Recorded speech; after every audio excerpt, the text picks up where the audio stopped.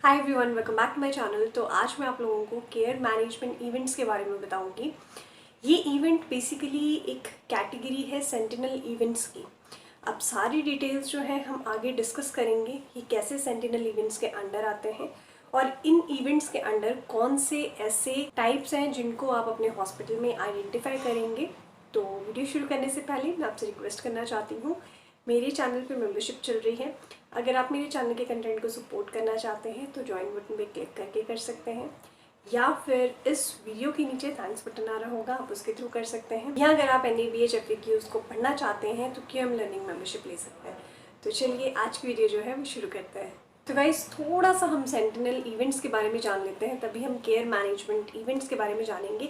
क्योंकि आप में से बहुत सारे लोग अभी मेरी ये वीडियो फर्स्ट टाइम देख रहे होंगे, इससे पहले उन्होंने कोई वीडियो नहीं देखी होगी, तो उन लोगों को ये चीज़ समझ आ जाए कि सेंटिनल इवेंट्स क्या हैं। तो थोड़ा सा इंट्रोडक्शन मैं इस वीडियो में दूंगी। सेंटिनल इवेंट्स आपने सभी जगह हॉस्पिटल में सुना होगा, स्पेशली जो NABH हॉस्पिटल्स हैं, ठीक है। उन हॉस्पिटल्स में sentinel events, medication error, adverse drug reaction, adverse events, इस तरीके के कुछ वर्ड्स हैं जो कि रेगुलरली आपके यूज़ में आते होंगे, ठीक है, स्पेशली मल्टी स्पेशलिटी हॉस्पिटल्स में, ठीक है, ये फ्रिक्वेंटली यूज़ होते हैं। अब उनमें से एक सेंटिनल इवेंट की मैं बात करने जा रही हूँ, वो है केयर मैनेजमेंट इवेंट। तो केयर मैनेजमेंट इवेंट जो है वो सेंटिनल इवेंट का पार्ट है। अब सेंटिनल इवेंट जो होते हैं वो एक तरीके के अनएक्सपेक्टेड इंसिडेंट होते हैं। एक ऐसी इंसिडेंट जो हमें एक्सपेक्टेशन नहीं होगी, वो कभी भी हो जाता है, ठीक है। उसकी वेरियस कैटेगरीज होती है, जिसमें से आज एक बात करेंगे हम केयर मैनेजमेंट की। तो सेंटिनल इवेंट्स ऐसे अनएक्सपेक्टेड इंसिडेंट होते हैं जो कि आपकी हॉस्पिटल की किसी प्रोसेस की डेफिशिएंसीज की वजह से, किसी सिस्टम फेलियर की वजह से, ठीक है, उन डेफिशिएंसीज या सिस्टम फेलियर इनकी वजह से जो भी अनएक्सपेक्टेड इंसिडेंट्स हों वो आपके सेंटिनल इवेंट्स में आएंगे।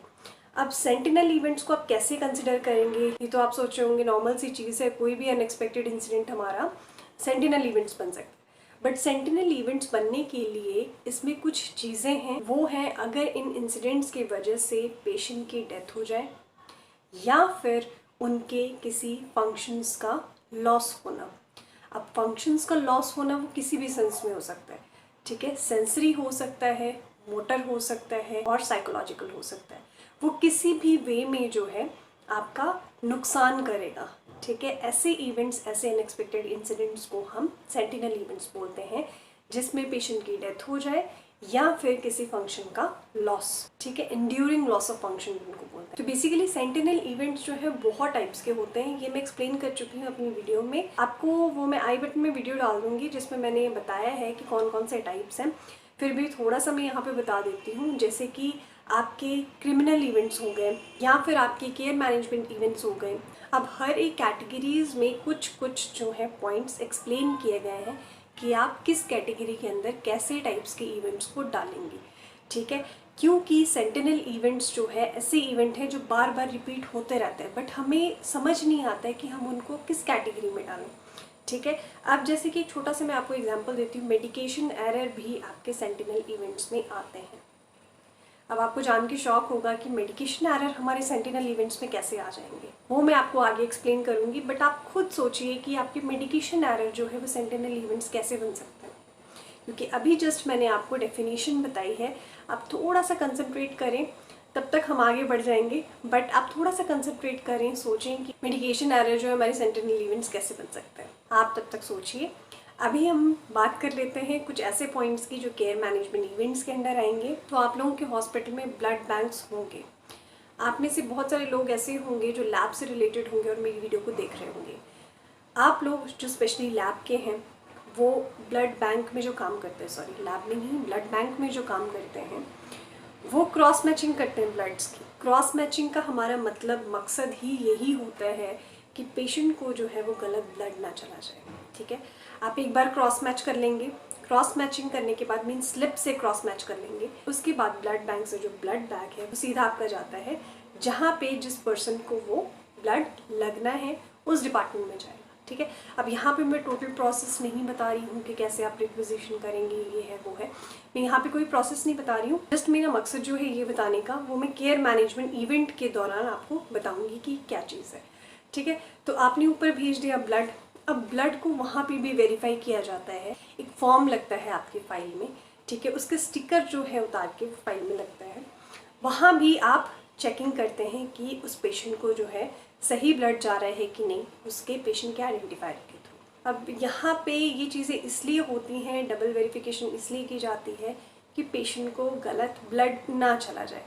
अगर गलत ब्लड चला जाता है तो हिमोलिटिक रिएक्शंस की वजह से पेशेंट की डेथ हो सकती है, ठीक है। अगर ए वाले पेशेंट को आप बी ब्लड ग्रुप चढ़ा रहे हो या वाइस वर्सा, ठीक है, तो ABO इनकम्पैटिबल ब्लड या ब्लड प्रोडक्ट की एडमिनिस्ट्रेशन की वजह से पेशेंट की डेथ हो जाए, वो आपके केयर मैनेजमेंट इवेंट्स के अंडर आएंगे। अब ये सारी प्रोसेस समझाने का मेरा मकसद ये था, एक तो क्रॉस मैचिंग का आपको एक पर्पस समझ आ गया होगा मोटा मोटा सा, और अगर पेशेंट को गलत ब्लड चढ़ जाता है, हालांकि हॉस्पिटल्स में ऐसा होता नहीं है क्योंकि डबल वेरिफिकेशन होती है, इन केस अगर ऐसा हो जाए तो ये आपका सेंटिनल इवेंट बनता है, ठीक है। आप इसका जो है फॉर्म फिल करेंगे सेंटिनल इवेंट्स का। मैं धीरे धीरे इसलिए बोल रही हूँ कि आपको वर्ड टू वर्ड जो है मीन्स एक माइंड कनेक्टिविटी हो जाए और आपको चीज़ें समझ आ जाए, ठीक है। सबसे पहली चीज़, इनकम्पैटिबल जो ब्लड है या ब्लड प्रोडक्ट्स हैं अगर पेशेंट को चले जाते हैं, एडमिनिस्ट्रेशन हो जाती है उनकी,